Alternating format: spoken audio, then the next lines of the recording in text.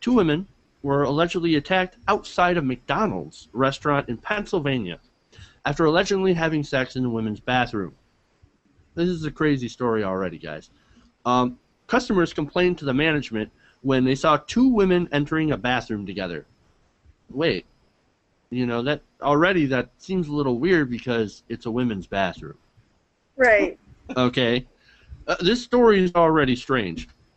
A manager went in to the bathroom to check it out, and they reportedly found the women, quote, engaged in some type of sexual activity. Okay, so the manager asked them to leave. All right, that's fine. Okay, you shouldn't be doing that there, right? I mean, that's nothing you couldn't wait to do until you get home. Right. You know what I mean? All right, so the Upper Darby Police Superintendent, Mike Chitwood, he talked to the Philadelphia Inquirer, and he said, quote, and I love this. This is my favorite quote.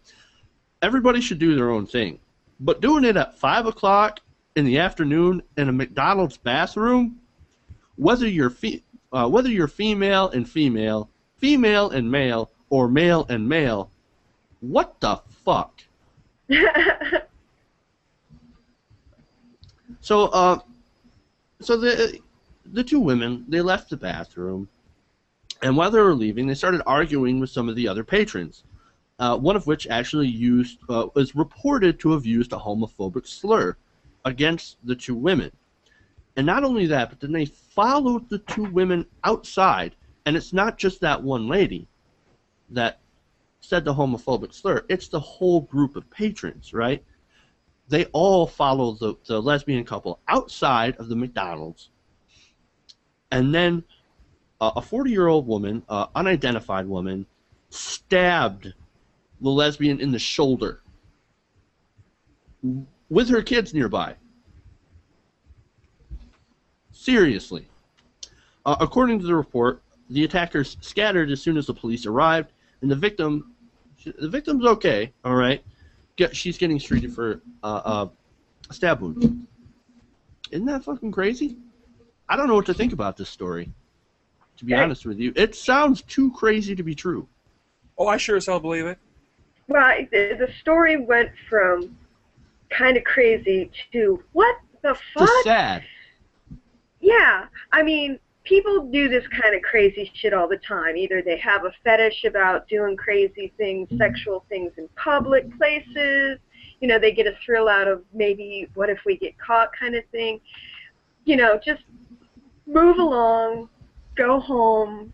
You can't stay here. That's fine. But when you get people screaming racial slurs as they're leaving and then stabbing them in the shoulder, homophobic slurs, which I believe, I read the article, which I believe was, if I remember correctly, get out of here, you dirty dykes. So here's the logic. Two consensual adults were in the bathroom having intimate relations with each other. They're in love, and they come out and they're leaving, so you've got to scream homophobic slurs at them and stab them. That's what they're deserving of. Yeah. Okay. It just doesn't make any sense. No. What I think of, it's like, okay, they're doing it in the bathroom, whatever, right? Not a good place to be doing it. I'm against it. Okay. God's against it. We're all against it. All right. But then you leave, okay? And that's something that you should do at home, okay? Whether or not you're a man or a woman, woman and woman, man and a man, whatever, it doesn't matter. Do that stuff at home. But it doesn't mean that you deserve to get stabbed for it. That escalated absolutely. Quickly. Yeah, absolutely. Well, that escalated quickly. Definitely suits this situation here. And what is this 40-some-year-old mother of two trying to teach her children? Homophobia is bad, kids, so stab them, because I've always taught you violence is the answer. Really? I know. Homophobia, I mean, being a homosexual is worse than being psychotically violent to a stranger? Oh, yeah. To them it is. They actually, a lot of religious theists believe homosexuality to be the abomination, worse than a child molester, rapist, etc., murder, or whatever. And, You're you dealing know, with a whole new type of motherfucker. And of course, this is in Pennsylvania, so that's not too surprising there. It's not the most conservative state in the world, but it's certainly not the most liberal. isn't that Rick Santorum country? Absolutely. Well, wasn't it Philadelphia? What James Carville called, you got Philadelphia, Pittsburgh, and Alabama in between. Well, no, that's Pennsylvania. I think the weirdest thing though about this story is the fact that what it said in the story, if I read it correctly, which I'm sure I did, that the two women entered the bathroom with each other. Why did that set off any red and then the flags? people complained about it.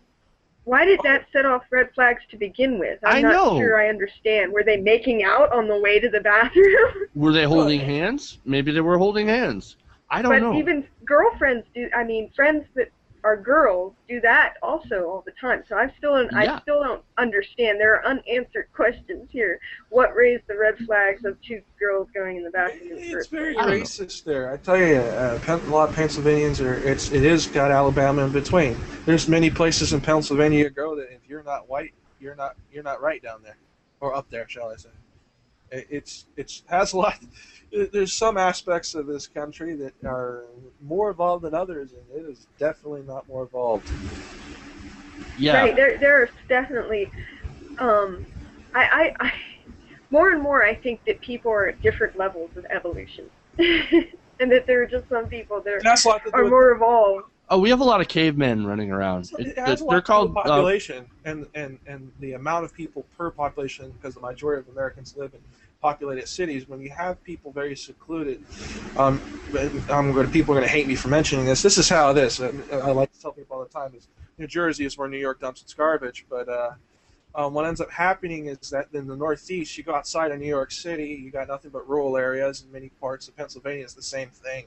When you live in these places in between, the Alabama in between Pittsburgh and Philadelphia, this is where people are very arrogant. This is where people are not very educated, and you go either or.